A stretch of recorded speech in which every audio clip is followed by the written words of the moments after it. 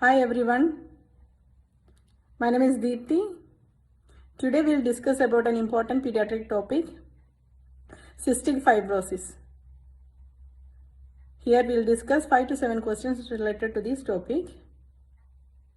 Before going into the questions, let's see what is cystic fibrosis in brief.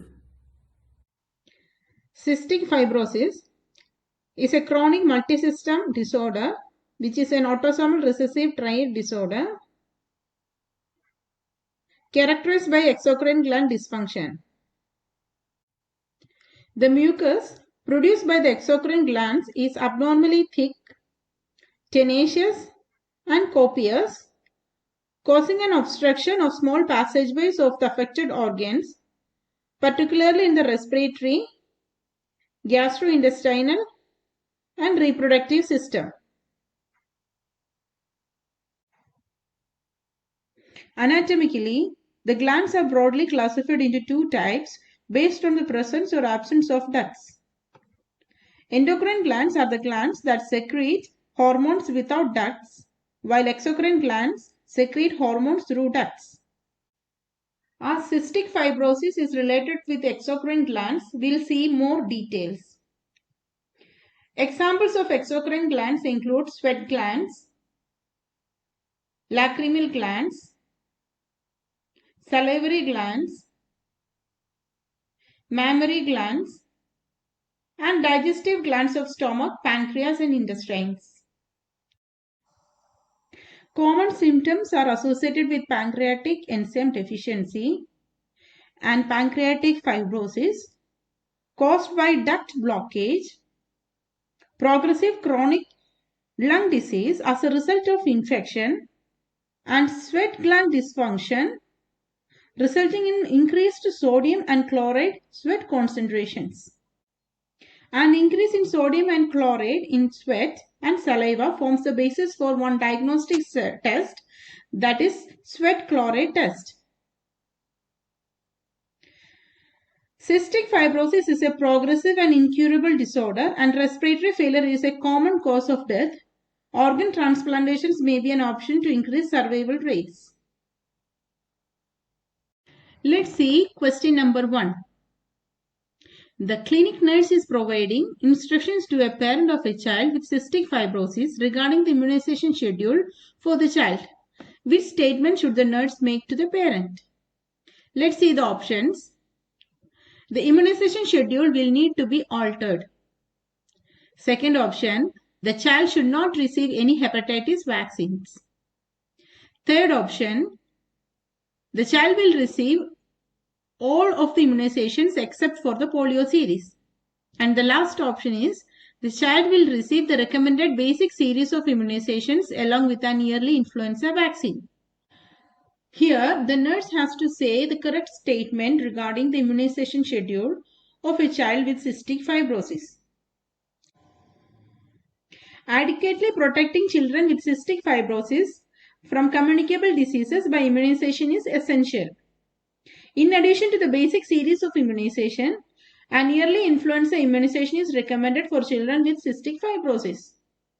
So, the right answer would be the fourth option, that is, the child will receive the recommended basic series of immunizations along with an yearly influenza vaccine. Let's see the question number 2. A sweat test is performed on an infant with a suspected diagnosis of cystic fibrosis. The nurse reviews the results of the test and notes that the chloride level is 40 milliequivalents per liter or 40 millimole per liter. How should the nurse interpret these findings? Let's see the options. A negative test, a positive test, suggestive of cystic fibrosis, and unrelated finding. Let's see what is sweat test. In a sweat test, sweating on the infant's forearm is stimulated with pilocarpine and the sample is collected on absorbent material and the amount of sweat chloride is measured.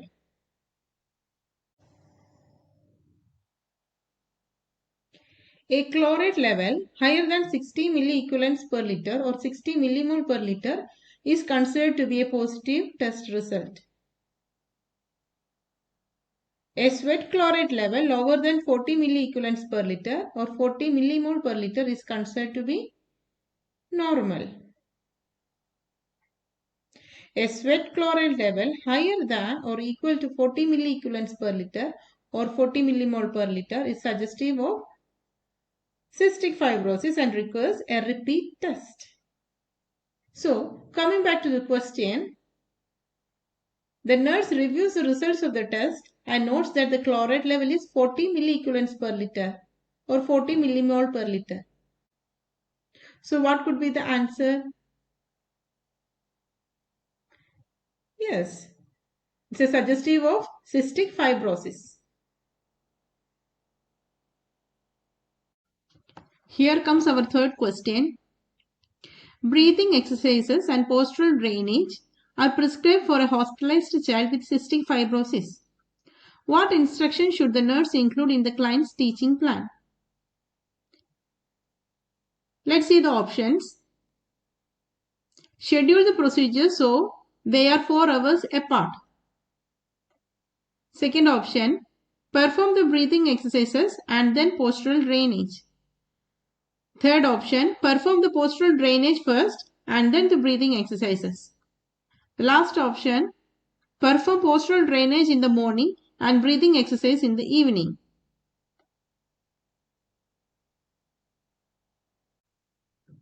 Breathing exercises are recommended for a majority of children with cystic fibrosis, even those with minimal pulmonary involvement.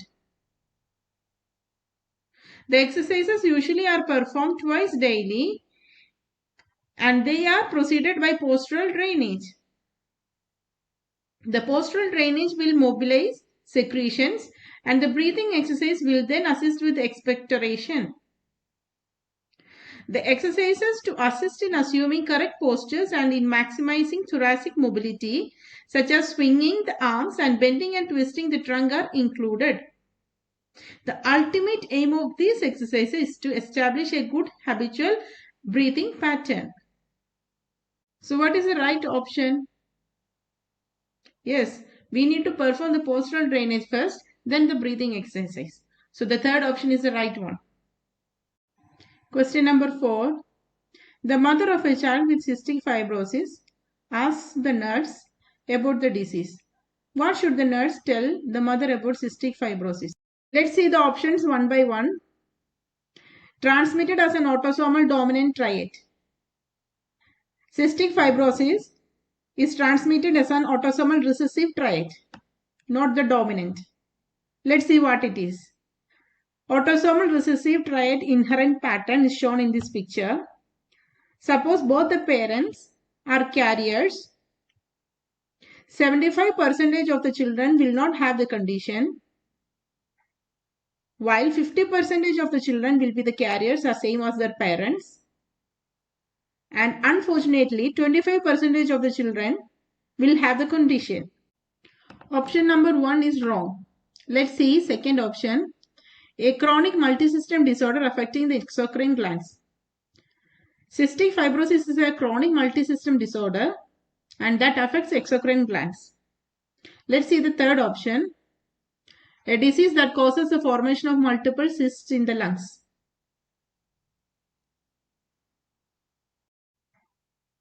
Cystic fibrosis can cause obstructions in the small passageways of the lungs.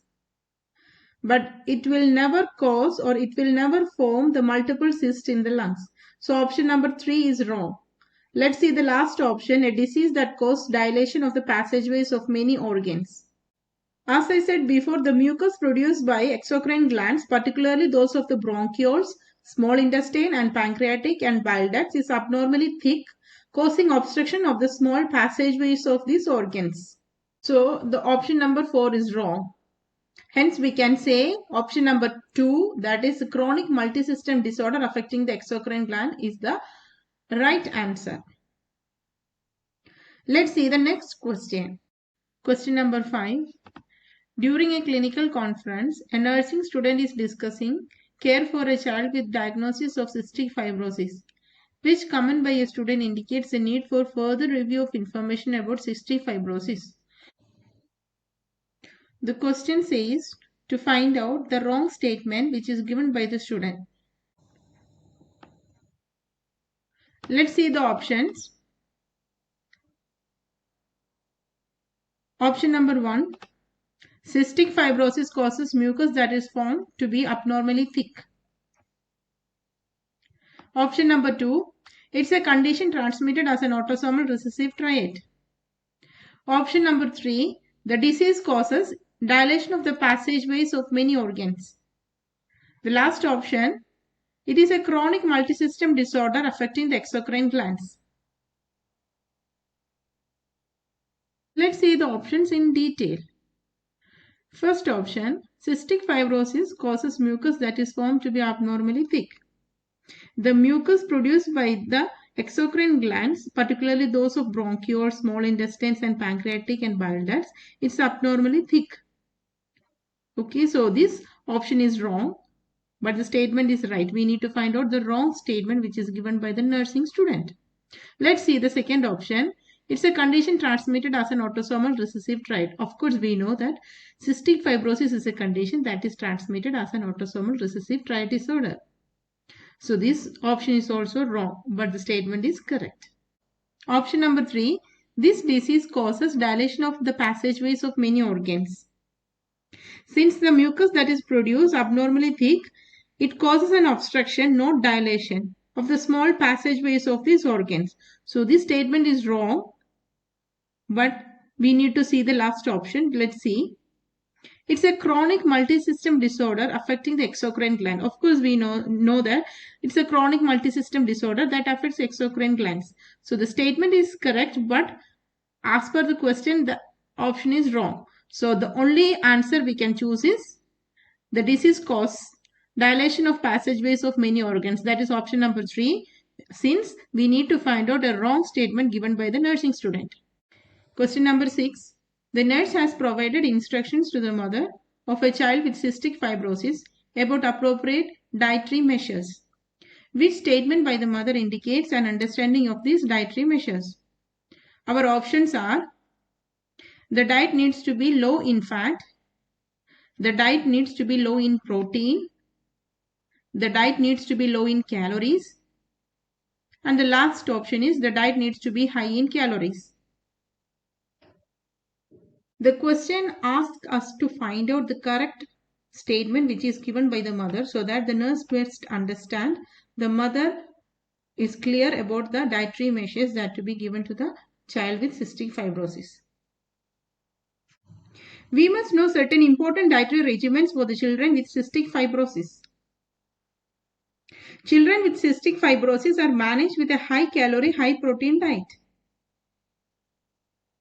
Pancreatic enzyme replacement therapy and water-soluble vitamin supplements, which are vitamin A, D, E, and K, are need to be administered. If nutritional problems are severe, supplemental feedings or parenteral nutrition is administered. Fats are not restricted unless steatorrhea cannot be controlled by administration of increased pancreatic enzyme. What is steatorrhea? Steatorrhea is the presence of oil in the stool. This can happen due to breakdown or absorption of fats is diminished. So we administer pancreatic enzyme.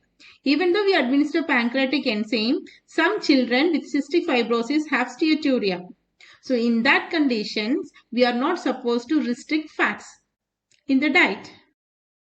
So coming back to the question, we need to find out the statement that is given by the mother which indicates the understanding of dietary measures.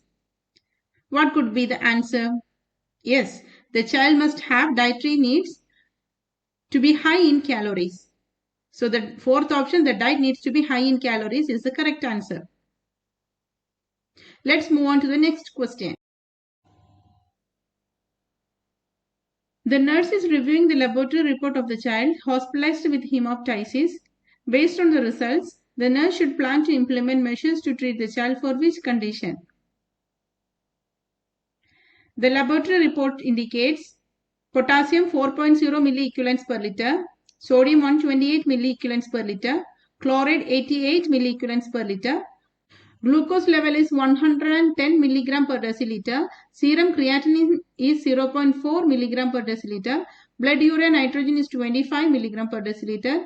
Hemoglobin is 10.8 gram per deciliter. Hematocrit is 34%. WBC count is 11,500.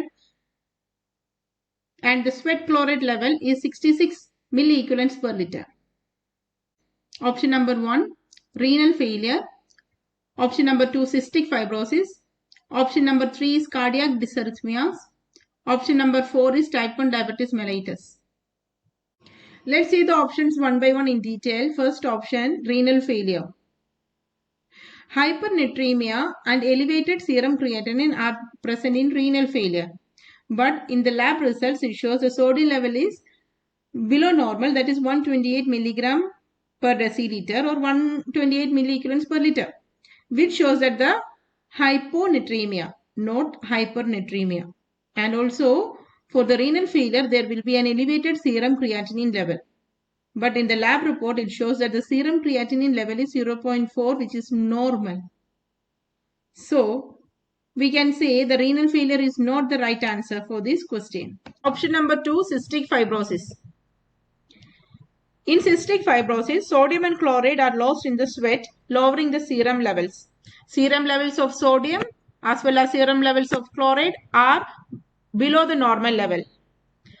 Chloride levels of more than 40 milliequivalents per liter in the sweat leads to the diagnosis of cystic fibrosis. Here the sweat chloride levels are 66 milliequivalents per liter.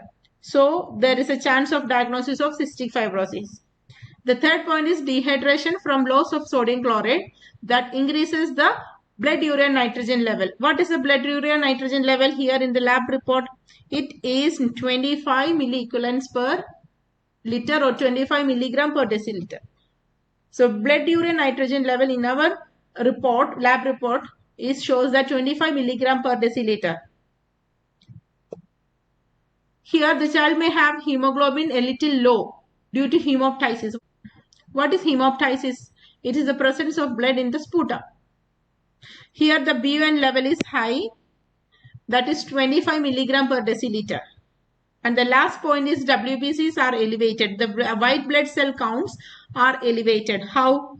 Because of the inflammation or the infection. Let's see the WBC count. It's 11,500 cubic millimeter. So definitely the child may be having a cystic fibrosis as diagnosis. Let's see. Yes, cystic fibrosis is the diagnosis and that's the option.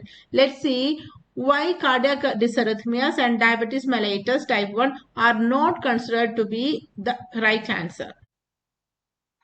An elevated serum potassium level could result in dysarrhythmias, but the potassium is normal here, that is 4. Random glucose level of 200 milligram per deciliter or fasting glucose levels of 126 milligram per deciliter are diagnostic for DM. But a level of 110 milligram per deciliter, although elevated for a child, is not a diagnostic for DM. So our answer is cystic fibrosis. Hope you understand the 7 questions. These are the very important questions that may come in cystic fibrosis topic. Please like, share and subscribe. Thank you. Hope to see you soon with the next video.